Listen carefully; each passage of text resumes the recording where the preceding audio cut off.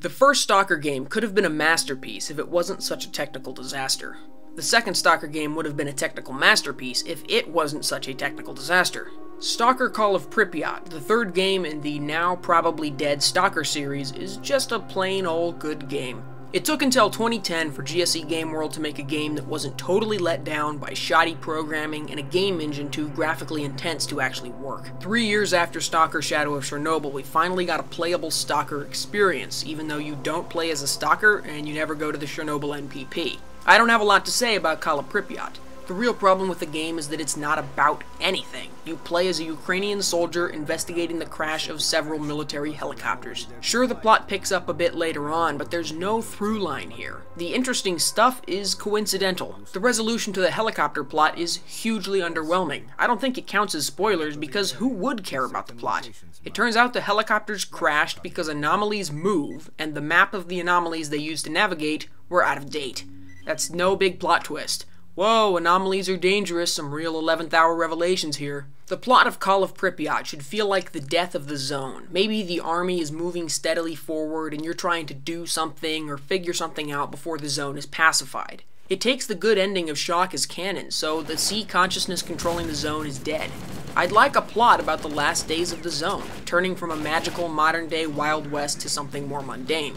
Maybe corporations and scientists are moving in and commercializing the zone. Just something, anything that reflects the plot of the last two games even a bit. The big ending of the game is, you and some other stalkers escape from the zone. You get a really nice Fallout New Vegas slideshow describing the fates of all the characters you interacted with in the game, which is a nice reward for and reflects the decisions you made over the course of the game. Otherwise, the story of the zone kinda peters out. If we got a Stalker 2, I probably wouldn't care, but Call of Pripyat sends the series off with a weak sidequel. Other than the plot and the vague sense that the game is unspecial, Call of Pripyat is pretty great. The graphics are beautiful, and some of the artifact fields are a joy to look at. The 3 different maps you spend time in are all scattered with interesting features and stuff to do, but unfortunately the carefully laid out locations feel very gamey. This is something I talk about a lot, so forgive me if you're tired of it. Each map is a big square, with interesting stuff spread out evenly, like it's on a grid. In gameplay terms, it means it's easy to get around, and you never have to walk for too long to find something to do. Stalker hubs with traders and NPCs are centrally located for convenient bartering, but it feels artificial. Unlike in the first 2 Stalker games, you seem to be in a generic video game world. It all works, it just doesn't excite me. There are some other issues that were forgivable in the first game, but not so much anymore. A lot of these issues were addressed by user mods, it's just unfortunate GSC couldn't do anything about them after 2 games. What do I mean? Well, the firearms in Call of Pripyat still feel and sound weak. The sound effects are of varying quality and impact. It's like they got each one off a different CD. Every .45 caliber pistol in the game makes a different sort of crummy sound, and the reload sounds are totally mistimed. There are other details with weapons handling I can't help but get annoyed by. Pistols don't lock back on empty, which is weird, but as soon as you reload, the slide locks back of its own accord, which too is weird. You also don't get an extra round in the chamber if you reload before you're empty, and you shoot from a general pool of ammo. Stalker could really benefit from a more realistic ammo and magazine system, where you have to buy or find multiple magazines and load them up in the quiet moments between fights. I also don't get the choice to mirror guns left to right. I've heard that it's to avoid copyright infringement, or that it's so brass ejects across the screen and is more dynamic. I'm sure it's because of the second one, but who gives a swat? Buying and selling gear at traders is still a ripoff. Traders don't even buy broken guns anymore, which is probably to discourage you from trying to make money off of gear and just focus on artifacts.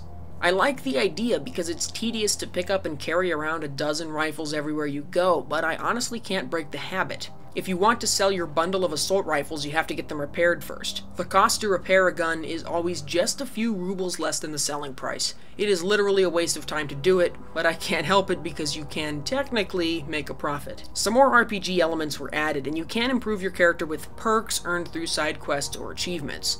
This is a great system that gives you lasting positive effects in addition to your standard cash or gear quest rewards. The coolest one is earned by taking antibiotics to survive in a mission while in the open. The antibiotics are rare and expensive, but if you take one during an emission, your brain activity is shut down completely, protecting you from what would be a lethal dose of psi emission. If you do this 3 times, you become immune to emissions. The other new medication types are cool as well. It's typical RPG stuff: temporary poison resistance, rad resistance, strength buffs, resistance to bleeding, just little things that help you adapt to different dangerous situations. A lot of the little bonuses you get are for completing side quest lines, and that's what's so great about Call of Pripyat. For some reason, Major Detgarev seems more social than Scar or Strelok, and you get to interact more thoroughly with NPCs in Call of Pripyat. The side quests are much more scripted and story-based than in the previous games. They're way more involving than the quests from the first two games, which always seem to be about go to the X and kill a roving band of Y, or find my lost important Z. You can really get invested in the characters this time around. But, as with so much else about Call of Pripyat, the scripting makes it feel artificial.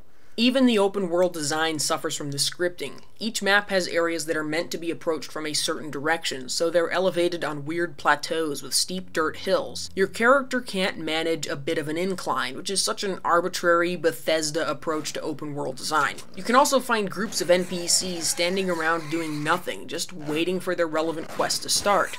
Or you go through some obvious arenas that look so carefully designed you just know you're going to encounter something there later. And when you do find a spooky, deserted industrial facility and start to get that original Stalker feeling back, it's ruined because there are just dozens of stalkers wandering around at all times.